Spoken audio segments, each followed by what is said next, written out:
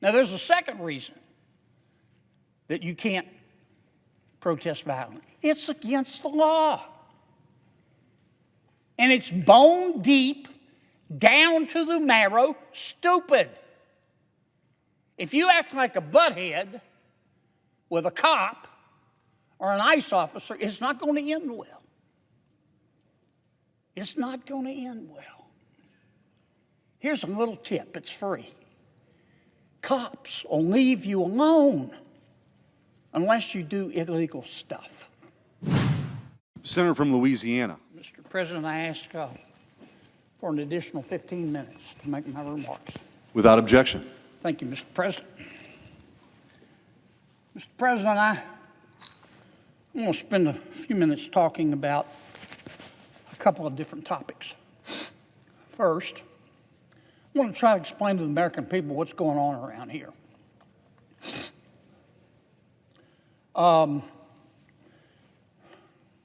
Some people are going to try to tell you, American people, that what we're engaged in is a rational discussion of how to use scarce taxpayer dollars to fund the Department of Homeland Security.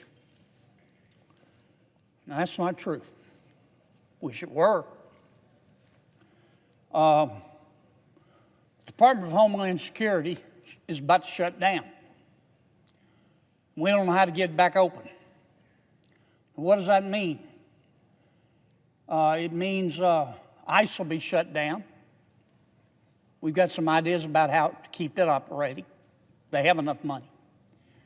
It means TSA will be shut down. They're not going to be paid. That'll impact airport travel. Coast Guard be shut down. FEMA, God help us if we have a natural disaster, it'll be shut down.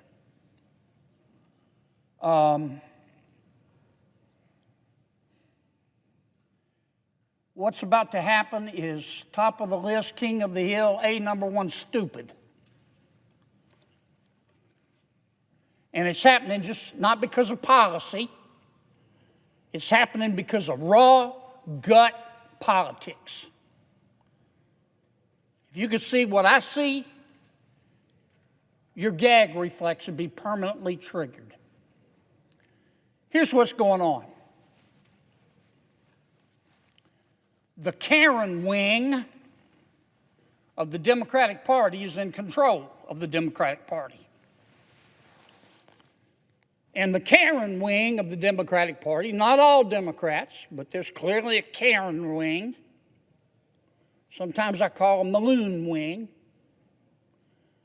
They have gone to the Minority Leader Jeffries and my friend Senator Schumer and said, don't you vote for that Homeland Security bill. Why? Because the Karen wing of the Democratic Party wants to defund ICE. Now, we've seen this vampire movie before. The Karen wing of the Democratic Party also wanted us to defund the police. How'd that work out for us? The criminals are still laughing. Now they want to defund ICE. And Senator Schumer and Minority Leader Jeffries, two good men, they've made a bunch of unreasonable demands that no person with a brain above a single-cell organism would vote for. It would put handcuffs on ICE. That's just a fact. And they know that. I'm not going to vote for them. Sure not going to vote for them with a gun to my head. Now, but I'll tell you the reality. We could go to Senator Schumer and the Minority Leader in the House and say, okay, we accept every one of your conditions. The Democrats still are not going to vote to keep DHS open. I mean, I don't blame Senator Schumer for trying, but he's kind of wandering around here like one of those Roombas. He looks like a man who's lost his luggage at the airport. I mean, he's making these demands, and if we accepted them, we're not, but if we did, he couldn't deliver the votes. Because nobody on my side of the aisle wants to defund ICE. And that's what this is all about. And some of my colleagues are trying to pretty it up. Lots of play acting. They might be late, a little late for getting their name in for the Academy Awards, but maybe next year.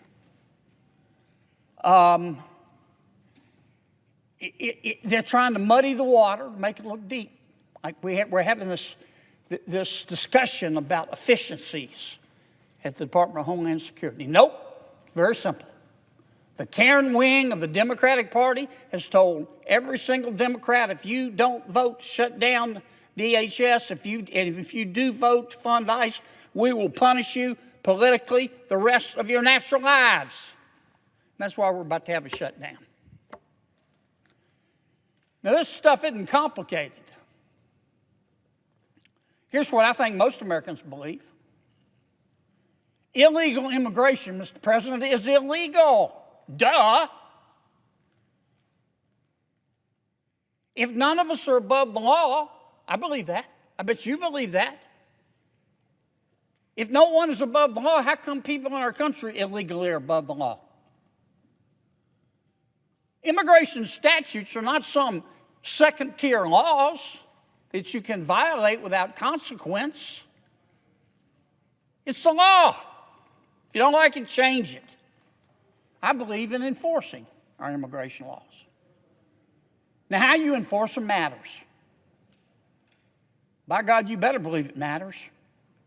Those laws have got to be enforced in conformity with equal protection and with due process and in accordance with standards set forth by the United States Supreme Court. I think it was 1968 in a very famous case called Terry v. Ohio.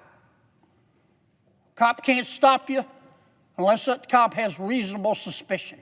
Not probable cause, reasonable suspicion to believe that you have committed, are committing, or is about to commit a crime. It's not subjective. It's an objective standard. And our cops, including but not limited to our ICE officers, have to follow it. Now, you can protest. That's fine. That's your right to protest. You don't have the right to protest violently. You don't have the right to harass an ICE officer. You don't have a right to spit in his face. You don't have a right to threaten his children. You don't have a right to get his home address and go to his house and try to harass his family. You don't have the right to block the street so the ICE officer can't get through. You don't have to have the right to kick out a cop's tail light. You don't have the right to go burn Christmas trees. You have the right to protest. But not violently. Because you know what? Two reasons. Violence undermines the morality that you say your movement is built upon. Dr. King knew that. That's why he wanted nonviolent protest. Gandhi knew that. President Mandela knew that in South Africa. Violence undermines the morality that you say your movement is built on. Now, there's a second reason that you can't protest violently. It's against the law. And it's bone deep, down to the marrow, stupid. If you act like a butthead with a cop or an ICE officer, it's not going to end well. It's not going to end well. Here's a little tip. It's free. Cops will leave you alone unless you do illegal stuff. And that's what this debate is all about. I hope we get it worked out. I don't want to see flights stop. I don't want to see FEMA not be able to respond. I don't want to see the Coast Guard have to shut down. But the Karen wing of the Democratic Party is the cause of this. And they're going to have to accept the fact that the law is the law, or they're going to have to get the votes to change it. Because the American people see immigration like they see the front door of their home. Most Americans lock their front door at night.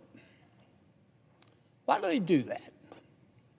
They don't lock their front door at night because they hate everybody on the outside. They lock the front door at night because they love the people on the inside.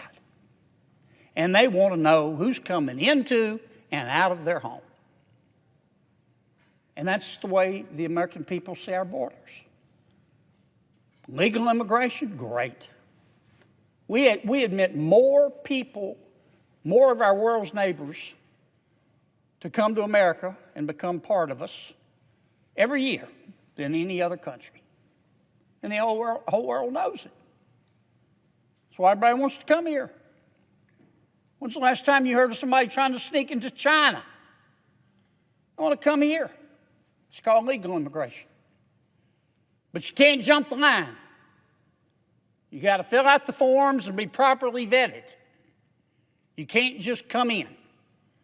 Now, President Biden didn't follow the law. That's why we're in this mess today. We don't know how many people he let in. I'm not saying they were all bad people. I don't know them. That's the point. We don't know who they are. I don't even know the number. Anywhere from 8 million to 15 million. Some of them were bad people. But we don't have the slightest idea who they are. And we don't know where they are. And that's why we have the rule of law. And that's why we have ICE. And that's what's going on.